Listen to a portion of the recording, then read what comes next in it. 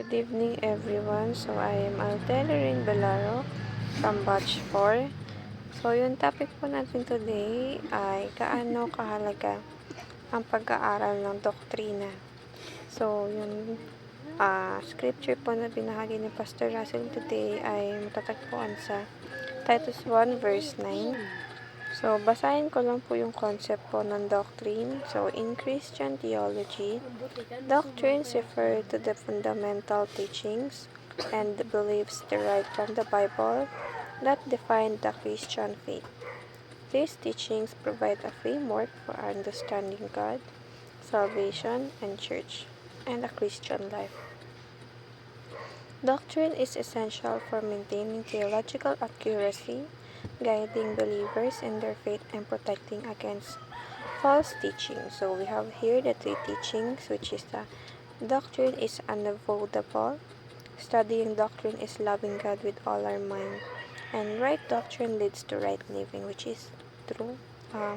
So, the more na pag-aaralan po natin yung doktrina, especially in Bible, mas nagkakaroon tayo ng, of course, ng understanding, ng knowledge about sa mga talagang pinagmulan ng Biblia at of course, the more na pinag-aaralan po natin yung salita ng Panginoon o salita ng Biblia, ay the more na nagkakaroon tayo ng connection sa Kanya at mas nalalaman natin yung mga bagay na gustong ipaunawa sa atin ng Panginoon. So, gaya nga sabi ito sa teachings na studying doctrine is loving God with all our mind. So, ang Panginoon po ay nag-glorify din pag nagbibasa tayo ng Biblia dahil doon yung nafe-feel na syempre napapaglalaanan natin siya ng oras at minamahal natin siya. Hindi lamang sa isip pero ganoon na rin sa gawa.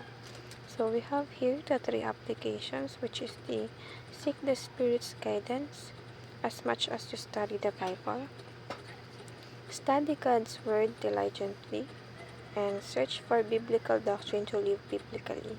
So, ang ninanais po ng Panginoon na patuloy tayo magbasa ng Biblia at pag-aralan natin yung salita niya. Nang sa ganun, mas magkaroon po tayo ng malawak na pag-iisip at of course, mas nagkakaroon tayo ng idea kung ano yung gustong gustong ipahawatig sa atin ng Panginoon. So, tayo po, the more na nagkakaroon tayo ng kaalaman sa Panginoon, the more na nalalaman natin kung paano gusto ng Panginoon natin siya mahalin. Dahil sa mga salita na, yun po natin makikita, of course, yung guidance niya, yung gusto nang mangyari sa life natin.